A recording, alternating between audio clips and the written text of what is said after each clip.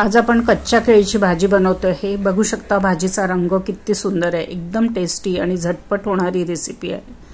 केळीच्या slices आतनं soft आहेत आणि बाहेरनं क्रंची आहे आणि फारच टेस्टी लागतात।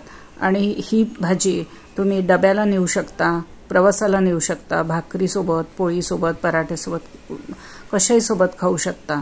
या पद्धतीने केळीची भाजी केली तर ती सगळ्यांना नक्की आवडेल। आणि ही सोप्या पद्धतीने कशी करायची ते मी तुम्हाला सांगणार आहे, बरेचसे टिप्स देणार आहे, तेव्हा व्हिडिओ शेवटपर्यंत नक्की बघा। माझ्या चॅनेलवर खूप सारे रेसिपीज टाकलेले आहे, लंच, ब्रेकफास्ट, डिनर आणि स्वीट डिशेस, त्या तुम्ही चॅनेलवर जाऊन बघू शकता। चॅनेलला सबस्क्राइब करायला विसरू नका। चला तर सुरू करूया रेसिपीला। आज आपण कच्च्या केळीची भाजी करतो आहे। त्याच्यासाठी आपण 4 केळी घेतलेली आहे।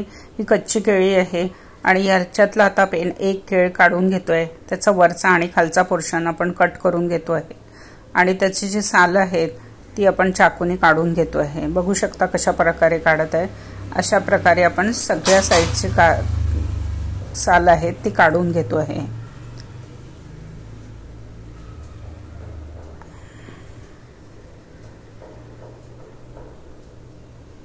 केळीचं साल काढून झालेलं आहे। अशाच प्रकारे बाकी सगळ्या केळीची साल आपण करून घेतोय आणि आता त्याला कट करून घेतोय आहे।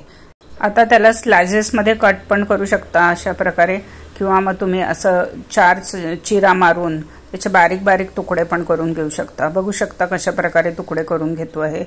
केळीचे 4 भाग करून घेतलेले आहे आणि त्याला अशा प्रकारे तुकडे करून घेतोय।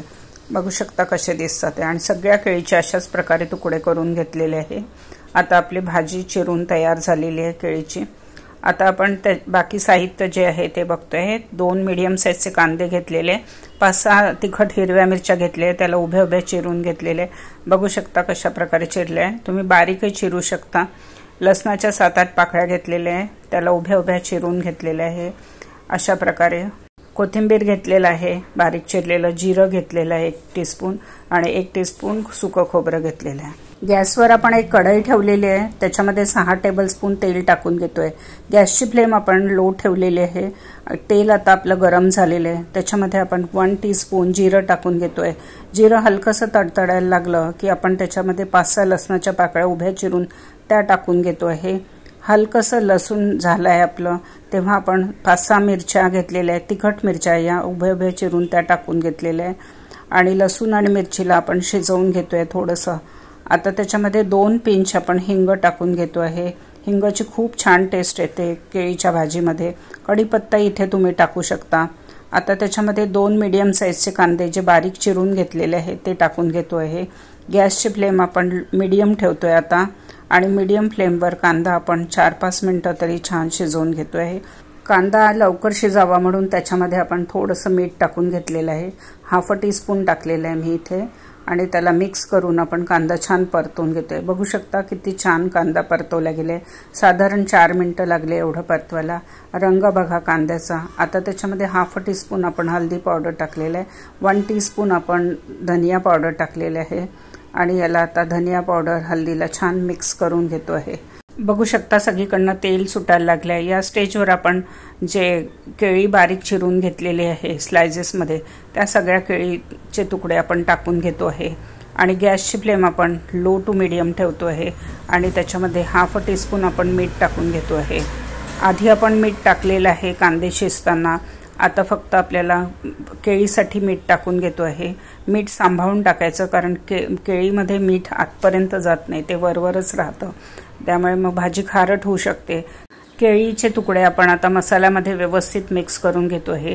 गॅसची फ्लेम आपण लो टू मीडियम ठेवलेली आहे आणि 3-4 मिनिटं तरी याला आपण कमी गॅसवर शिजवून घेतो आहे। थोड्या थोड्या वेळाने भाजी व्यवस्थित मिक्स करून घ्यायची, म्हणजे ती खाली लागत नाही।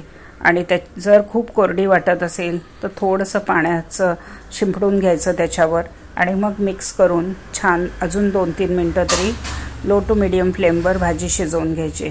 खूप जास्त पाणी टाकायचं नाही, हलकंसं थोडंसं पाणी टाकायचं, म्हणजे केळीची भाजी ही कोरडी लागत नाही आणि ती व्यवस्थित शिजल्या जाते। बाहेरनं क्रंची असते, आतनं सॉफ्ट असते। टोटल 5 मिनिटं आपण ती लो टू मीडियम फ्लेमवर शिजवून घेतलेली आहे। बघू शकता कशा प्रकारे शिजलेले आहे, एकदम छान शिजली आहे ती। आता त्याच्यामध्ये आपण हलकासा गरम मसाला टाकून घेते. खूप जास्त गरम मसाला टाकायचा नाही. त्याच्यात थोडंसं धनिया पावडर किंवा जिरं पावडर टाकून घेतोय आपण आणि त्याच्यामध्ये खोबरं टाकतोय आपण 1 टीस्पून. इथे ओलं किंवा सुकं खोबरं तुम्ही कुठलंही टाकू शकता आणि थोडंसं कोथिंबीर टाकतो आहे. याच्याने खूप छान भाजीला टेस्ट येते खोबरं आणि कोथिंबीरने. आता सगळे मसाले आणि कोथिंबीर खोबरं सगळं मिक्स करून घेतो आहे. गॅसची फ्लेम आपण लोच ठेवलेली आहे. सगळे मसाले मिक्स करून घेतल्यावर आपली ही भाजी तयार झालेली आहे. एकदम छान लागते. ही फारच टेस्टी आहे, झटपट होते आणि ही डब्याला तुम्ही नेऊ शकता. भाकरीसोबत, पोळीसोबत, कशाही सोबत खाऊ शकता. कच्च्या केळीची भाजी अशा प्रकारे बनवली तर ती सगळ्यांना नक्की आवडेल. बघू शकता कशा प्रकारे दिसते. आता याचं प्लेटिंग आपण करून घेतोय. कच्च्या केळीच्या भाजीचं आता आपण प्लेटिंग करून घेतोय. बघू शकता भाजीचा रंग किती सुंदर दिसतो आहे.